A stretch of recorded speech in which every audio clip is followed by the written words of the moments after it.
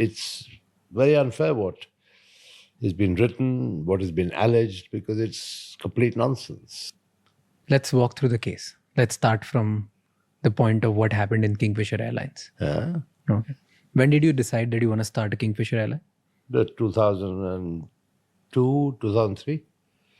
And you just, okay, so here's the story. Hear me out. What Yeah. I have gathered from reading about it is one day, out of blue, you go to an AGM or like just a board meeting, I think, not AGM. It was a board meeting where you announced that on my son's birthday, we are going to launch Kingfisher Airlines. Your CFO was not happy about it, but you still pursued and you want to do it. This is what is reported. What was the reality? Tell me the truth. The truth is, the Damania brothers from Bombay, who previously had Damania Airlines, came and made a presentation to my CFO, Ravi Narungadi, saying the time is ripe to start an airline now. Okay. Ravi Narungadi had discussions with them, came to me and said, would you like to look at this proposal? I said, yes. We looked at it, and finally we decided, yes, it is opportune, so let's go for it. Okay. That's how the idea of an airline was born. And then you didn't take anyone in confidence. You would just, hey, out of nowhere, I think we are an alcohol business. Now we want an airline business. No, there's nothing wrong in diversification. The UB group has had a history even during my father's time of operating food processing companies, petrochemical companies, electromechanical companies. So, I mean, diversity was nothing new to us. So your initial plan to launch an airline was 7th May 2005, but you ended up launching on 9th May 2005, right? And This then whole business of launch on son's birthday as a birthday gift and all is complete baloney. All right? I think my son would be embarrassed and I would be equally embarrassed to say I'm starting an airline. All right? as an 18th birthday gift. Complete nonsense. All right? But okay. Once again, media narratives are best ignored. A full-blown professional management team was in position before the airline even started, before the first plane arrived. Okay? The CEO and the director of engineering were both hired from the US. Okay? And the airline was launched. There's a lot of narrative about Kingfisher Airlines. There's a lot of narrative about mismanagement. A lot of narrative about the Deccan acquisition. All sorts of things. Let's pick one by one. Yeah. What was the first vision of Kingfisher Airlines when you were starting in 2005? To produce the best flying experience that India had ever seen. Make it a premium experience? Totally a premium experience, number one, in terms of passenger comfort, safety. Number two, to connect places in India that had never ever been connected before. And that it was a really serious part of the growing infrastructural needs of the country. But I was watching one documentary about you, and I think the person who you got to lead was Alex. Yeah, Wilcox. Yeah. So Alex said that you convinced him that you want to build a low-cost carrier, but it was not like that. And in your own words, if you're giving a vision that I want to build a premium experience, why did you get a CEO or like a president, I don't know what was his position, but somebody to lead by telling him that you want to build a low-cost carrier? That is your own misinformation. He said it somewhere. I'm just quoting him. Fair enough. I haven't seen it, but I'll respond. Kingfisher Airlines started off as a single class airline, low cost, but with a difference. It had in flight entertainment and it offered meals. Everything else that's applicable to a low cost airline was applied to Kingfisher as well. Commonality of fleet, commonality of training, the whole lot. I mean, there's a whole set of rules. What is a low cost carrier? What is a full service carrier? Right? And that even descends down to intricacies such as the type of reservation system, flight planning system you use, and all the rest of it. So Kingfisher had all the low cost attributes. Okay, the only product plus was in-flight entertainment for the first time ever in India and good food. So to me, the logic from my marketing experience was Indians love entertainment, therefore the in-flight entertainment system, and Indians love food. So good food, right?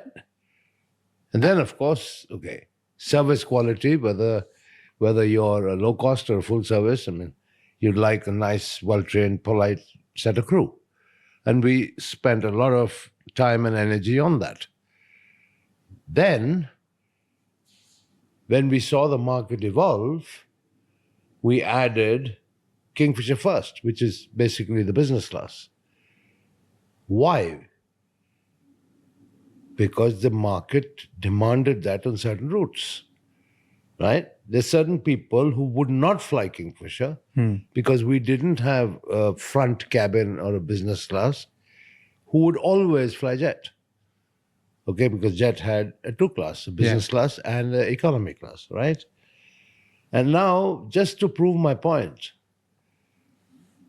Indigo is often referred to as the most successful low-cost carrier in the world, and certainly the largest low-cost carrier in India. What's Indigo doing now? Installing a business class, right? Yeah? So it's not such a dumb idea. Right? So it worked in your favor initially. Yes. So by 2008, you were the biggest airline in the country, And this having a 27% market share, Yes. right? What went wrong? If things were right, your marketing was working, you had everything right. In fact, before even you answer that, I want to go to, which is often talked about, is your training of cabin crew. What was the idea behind that? You selected certain people based on how they look or how they're going to be presented. Yeah, but I mean, at the end of the day, you have very good-looking ladies who sadly can't speak very well. Now, what is one of the key attributes of a cabin crew? Communication. I mean, you may look good, but if you can't communicate with the passenger, that doesn't serve the purpose. The kind of service standards that I set for the airline. And my service standards were unique. They included, in business class, the air hostesses cleaning the reading glasses and spectacles of our customers. We call them guests, right? So there were little things that made a vast difference in the customer experience. Tell me three more things. This is one. Okay. Secondly, the food was second to none, right? I mean, the quality of the seats themselves, the recline and all the rest of it, what they call the seat pitch, it was second to none. So there were so many little attributes. We called customers not passengers, but guests. Many airlines have copied us since. But there were the little things that made a difference. I was very focused on the service delivery excellence of Kingfisher. You can go further because you don't know this, you can't ask me the question. Yeah. So let me tell you. Yeah. In the first 1 year, the airport manager at every single airport in India had to send me on my personal mobile and SMS with the flight number, the scheduled time of departure, and the actual departure time. So every night before I went to bed, which was rather late, I used to look at my phone, every single flight of Kingfisher of that day. I used to monitor personally the on time performance. You were so detailed focused. You were so. Because the service industry and the airline industry requires focus, requires detailed focus. So agreed. Then it worked in your favor till 2008. What happened then? Simple. You've ever heard of Lehman Brothers? Yeah. You ever heard of the global financial crisis? Right? Did it not impact India? Of course it did. The whole aviation sector was. Forget aviation. Every sector. Every sector was, yeah. You The saw money what stopped, it it did got to dry. the value of the Indian rupee. So I went to Shri Pranab Mukherjee, then Finance Minister of India. Having grown up in Calcutta, I speak fairly decent Bengali. And I said, Pranab da, আমার problem আছে Kingfisher এয়ারলাইন্সকে ডাউনসাইজ করতে হবে, which means I have to downsize this airline. I have to cut the number of aircraft. I have to lay off employees, right? Because I can't afford to operate under these depressed economic circumstances. He said, no. At this time, connectivity is important. Yeah. The jobs and employment are important, particularly because, typically in an airline, they're not blue collar workers. Huh? They're not like workmen. Yeah.